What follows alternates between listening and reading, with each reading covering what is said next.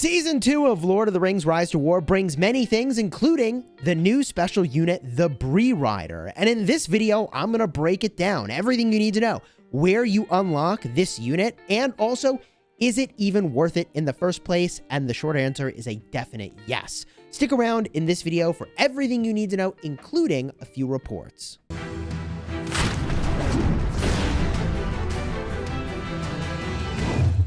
Hello, my friends, and welcome back. I'm Chisgule Gaming, and we're in the middle of a crazy Season 2, and I recently picked up these Bree Riders, which, at first blush, look a lot like the Cavaliers, the mounted unit that you're used to. Right over here, anyone on the side of good can get them. And whether you're on the side of good or evil, it's always good to know all of the units that are on the field. So let's talk a little bit about the Bree Rider. Now, unlike a Cavalier, who, for their first instance of damage, gets 50% extra damage, but it's one and done.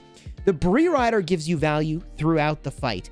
Every single turn, there is a 100% chance to clear a negative status effect. This is a big deal. But the other reason that I think this is so good is that, okay, not only are you clearing these status effects, but also the stats are really not far off from a Cavalier anyways. So yeah, getting like a little bit of extra damage at the start of the fight is nice, but compared to the value that you get over the course of the fight by clearing debuffs, I think the Bree Rider is very powerful, but very, very difficult to conscript. Look at this.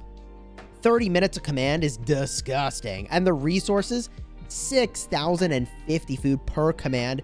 It is just very time-consuming and expensive.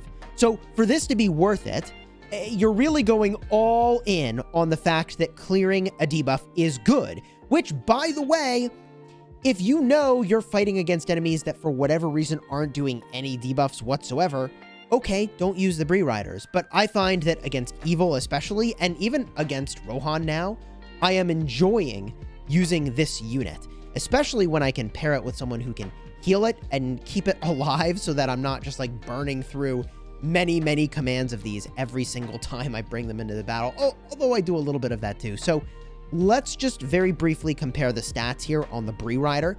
You can see that they've got 35 to 40 damage. Well, gee, when we compare to other units, I almost don't even want to look at the Ram Rider, but they beat the Ram Rider for damage, only 28 to 32. And they're solid in comparison to the Cavalier, which is 34 to 42. The Cataphract is 26 to 35, so more damage than a Cataphract, which you would expect. It's a tanky unit. And the Bow Knight does 36 to 42 damage. Okay, it's there to do damage, but to large units. Like, if you're not fighting large units, then you don't really need Bow Knights. And by the way, Ents don't qualify as large units. Fun fact. So if you're fighting against good, you're actually much better off with the status clearing effect of the Bree Rider. So now let's compare the hit points and defense. We're looking at 90 hit points and 32 defense.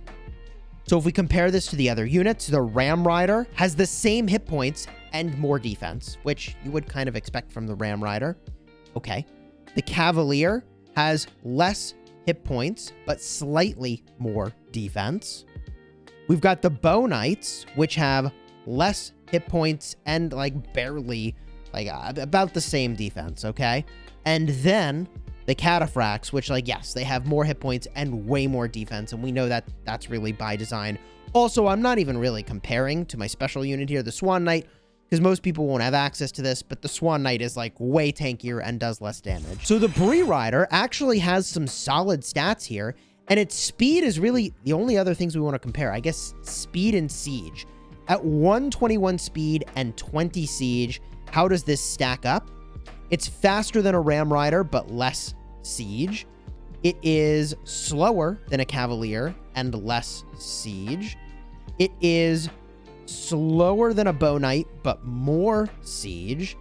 It is faster than a Cataphract and less siege. Honestly, they're all like in the same ballpark of when they're going to take their turn order. There's nothing too extreme across any of those. So let me show you some actual compositions that I'm running right now, and I'll even show you some reports where you can see exactly how they've performed. Now, right now on Gandalf the Grey, I'm actually using some Bree Riders, and I feel like that's maybe not the best choice I have what I have, and so I'm using it. I would prefer to switch that out, probably to the Tower of the Guard, or Guard of the Tower. GG if I got that order wrong. In fact, it is, yes, Guard of the Tower. Tower of the Guard. Come on, Chisgule. So I'm using it here as a frontliner wherever I would have put a Cavalier, because I'm trying to front load a lot of damage using the Initiative and Convener that Gandalf the Grey uses, where he gets double attacks at the start of the fight. But also, Gandalf the Grey doesn't have a way to clear negative status effects. That's really important to keep in mind. And also on my Gandalf the Grey, I am using an item here that buffs men damage, and they do qualify as men, which is very important.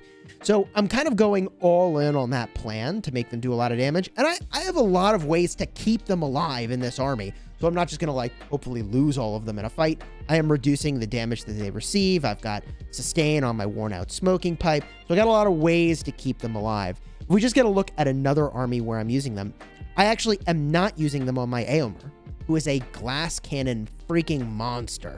The reason I'm not using the Bree Riders here is because he has no healing. Like, they're all just going to die, and they're so expensive. I'd rather put them somewhere like with Éowyn. Now, Éowyn has a huge heal early on in the fight for frontline, and she also gives healing over the course of the fight with the way that I have her built. You can build her to reduce the damage you take very substantially, and so here is the split of frontline stuff that I've got running here. And again, cataphracts are kind of debatable. Like, do I really want a tanky unit in this army? And, like, in some ways, sort of, right? Like, I sort of want to pull some of the units away from hitting these softer ones, so that the healing over time can do its magic, right? And the other thing is that if you have any one unit get kind of focused out and die, if it's completely gone, then if you would have had a heal fire off, it doesn't do anything because the unit's already gone. So spreading around the damage, I think, is a fine strategy. The other approach is just to have more, I guess, units of each unit type. But now I'm obviously rambling. That's what I'm using on my Éowyn. Those are the two places where I'm using them currently. I'm sure people will watch this video and go, bro, there's so many other ways and ideas that they've got. But if I just show you a few reports, okay, with some of those commanders, here is a Gandalf the Grey, who first, I mean, okay, this is a leftover army that he crushes with the Dwalin. And actually, I fight a really tough Gimli situation here. Gimli is a really good counter to Gandalf if you build him for lots of damage. And I've got the Bree Riders in this fight, and they do pretty decently. His gear is pretty solid, although my Gandalf gear is obviously better. He is running a full damage build here, which is 100% a Gandalf counter. And he does have some debuffs here, like deals physical damage and cannot recover hit points for 2 rounds. Well, that's kind of a big deal. I wonder if that landed on the Bree Rider, and I wonder if that cleared itself off during the course of the fight. So if we just get a look here, let's find it, shall we?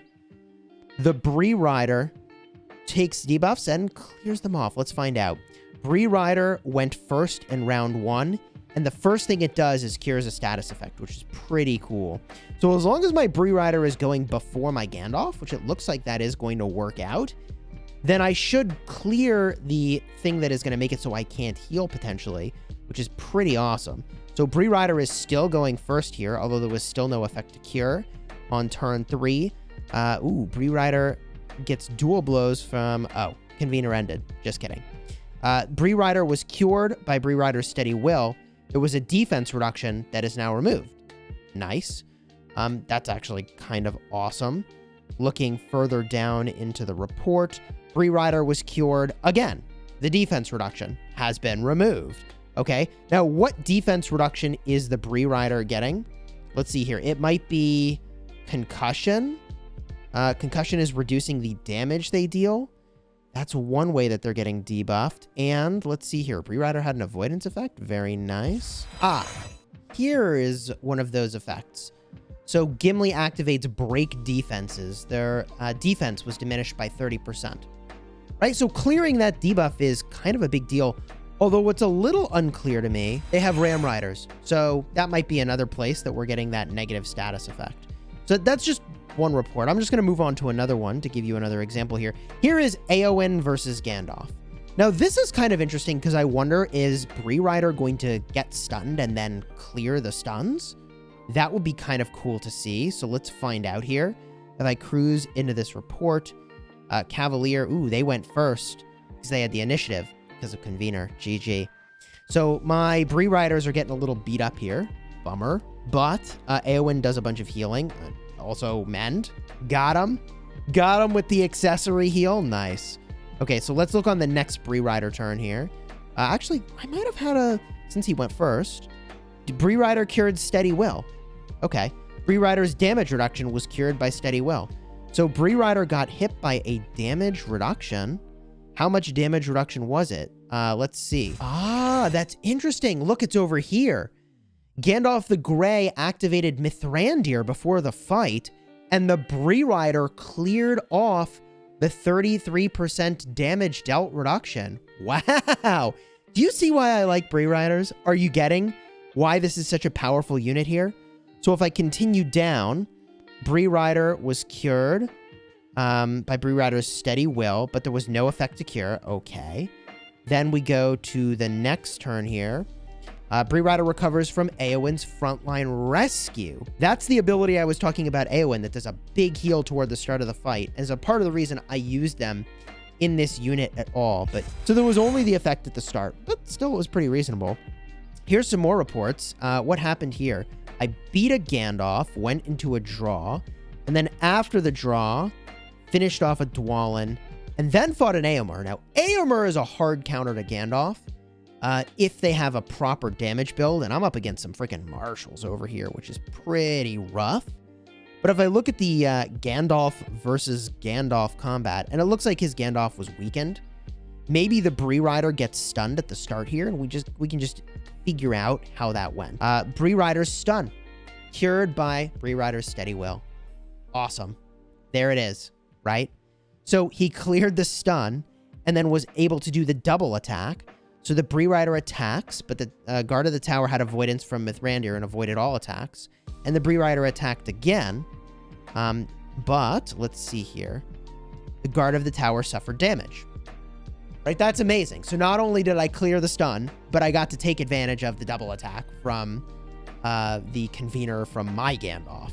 GG. So I really like Bree Riders, in case it wasn't clear. This is a very powerful unit, and the more I look at the reports here, Bree Rider was cured and the damage reduction was removed. I mean, the more I look at this unit, the more I get really freaking hyped to be using it. Bree Rider was cured, defense reduction was removed. Now, what does he have that's doing a defense reduction? It could be from his build. Is it the wizard defense reduction that it was just removing? I don't know. I'm not going to go too into the details here. All that to say, I think it's a sweet unit. If you wanted to find it, where are Bree Riders? They are all through this area. And the Bree Riders are just like a very simple, 1x1 tile. Like, it's a little itty bitty tile. If I just get a look around, in fact, if you wanted to find one, you go to the search function, you'd select Bree Rider, you hit search, and there's a Bree Rider outpost. It's just got the rider on top of it, and it looks like a little camp. Very easy to find. And when you go to hire these, it does cost gold as well. So this is the sort of thing where you might do it kind of later into the season, a couple weeks in, when you actually have the gold to use for this. Because otherwise, it is just ridiculously expensive to be paying gold for a unit, in addition to the gold you'll need to actually max the skills. Whew. This structure here is going to take 310 ring power per hour, which is nice. To siege it was, I think, 250,000. So it does involve a small amount of sieging, which matters if it is in an enemy territory, which that particular Bree Rider camp was. If you found this video helpful, throw a like on here. Consider subscribing. I am learning a lot this season because we've got some really, really good fighting. And yeah, more of that to follow. Subscribe so you don't miss a thing. Until next time. You have fun smashing your enemies. And let me know your favorite Bree Rider compositions down below in the comments. Also, if you want to just like fix my Gandalf, fix my Eowyn, I'm all ears.